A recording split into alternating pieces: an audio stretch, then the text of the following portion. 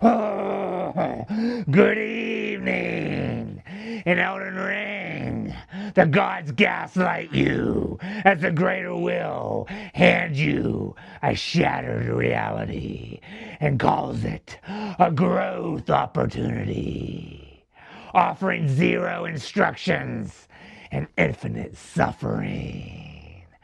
And by the time that you're knee deep into your fifth attempt at Margit, the fell omen, during his second phase, you already understand.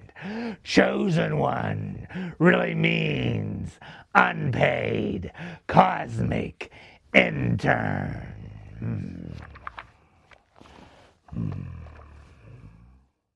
What if the gods in Elden Ring were never trying to save the world? From the moment you step into the lands between, everything pushes you toward one glowing truth. The Erd Tree is sacred, the greater will is divine, and the Eternal Queen is a benevolent god who brought order to chaos. Grace itself points you forward, guiding you like a holy compass. But the deeper you dig into the lore, the more uncomfortable that narrative becomes. Almost everything we're told about the Golden Order comes from its own followers, its priests, its scholars, its fanatics. The Two Fingers claim they speak for the greater will, but they never actually prove it. They interpret signs, they translate divine intent, and somehow that intent always leads to the same outcome of restoring the Elden Ring.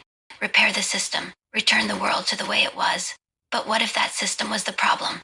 The Golden Order presents itself as salvation, yet its foundation is built on a decision that fundamentally altered reality, the removal of destined death.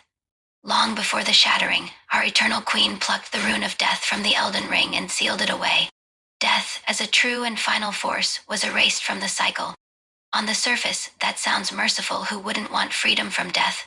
But look at the consequences. The lands between became a world of stagnation.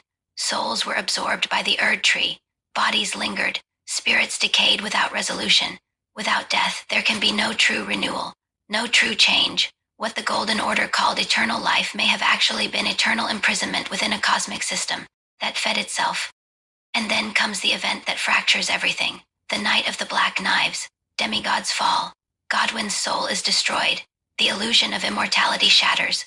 We're told that the vessel of the Elden Ring broke it out of grief, driven mad by the loss of her son. But that explanation feels convenient. This is a being who carefully engineered a world without death, who reshaped reality to enforce her order. Are we really supposed to believe she simply snapped? Or was the shattering an act of rebellion?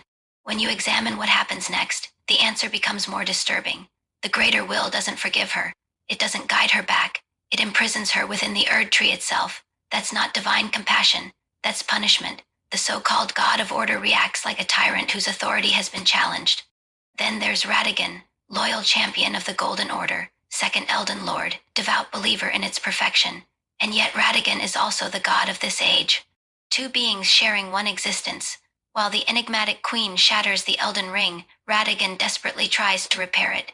One body, split between rebellion and obedience. That contradiction not only symbolic. It reveals the instability at the heart of the Golden Order. This wasn't a flawless divine system. It was a fractured ideology held together by force. Even its god could not fully commit to it. The greater will itself remains distant and suspiciously silent. It never appears directly.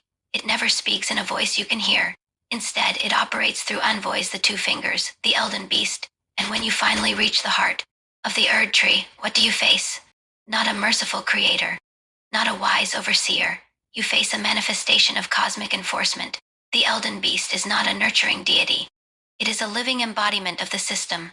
The final obstacle between you and the throne isn't chaos, it's order itself. That alone should make you question everything.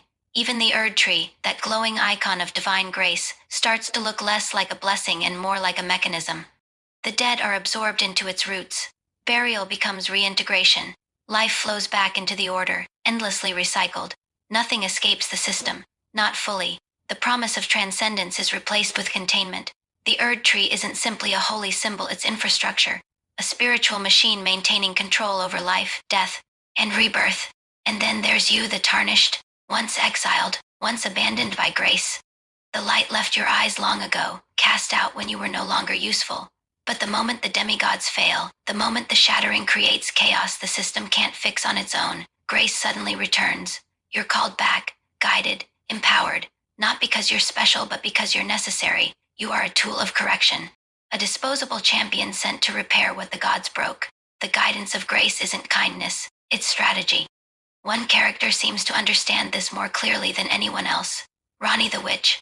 Unlike the other demigods scrambling for fragments of power, Rani rejects the greater will entirely. She orchestrates the Night of the Black Knives. She discards her Empyrean flesh to escape being used as a vessel. She refuses to become another puppet god enforcing an outer will, in her Age of the Stars ending. She removes the greater will's influence from the lands between altogether. It's not a warm or comforting future. It's cold, distant, uncertain, but it is free from direct divine control, and that might be the most honest option the game offers. Because when you choose to restore the Elden Ring in most endings, you're reinforcing the Golden Order. You're reassembling the same structure that removed death, centralized power, and punished dissent. Even when you modify it, adding new runes, tweaking the formula, you're still operating within its framework. The system survives. The greater will's influence remains. The lie continues, just slightly adjusted. The tragedy of these lands isn't that the gods failed. It's that they succeeded. They built a world so dependent on their order that its collapse leads to unimaginable suffering. War between demigods, rot spreading across kingdoms, undeath haunting the living. The shattering didn't create chaos, it revealed the fragility that was always there. And beneath it all is a haunting possibility. Maybe ruler of the lands between realized this. Maybe shattering the Elden Ring wasn't an act of despair, but an attempt to break the cycle.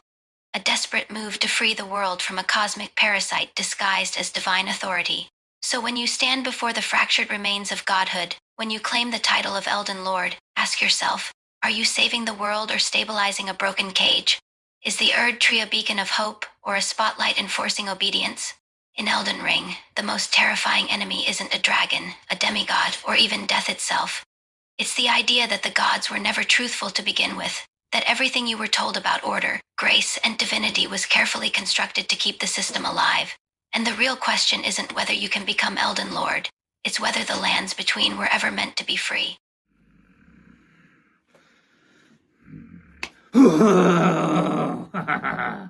As you see in Elden Ring, the gods lied to us about grace and destiny.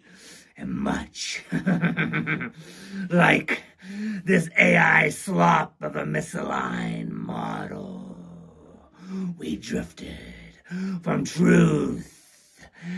Every revelation only pulled us further from what we thought was real. See you soon. Real soon.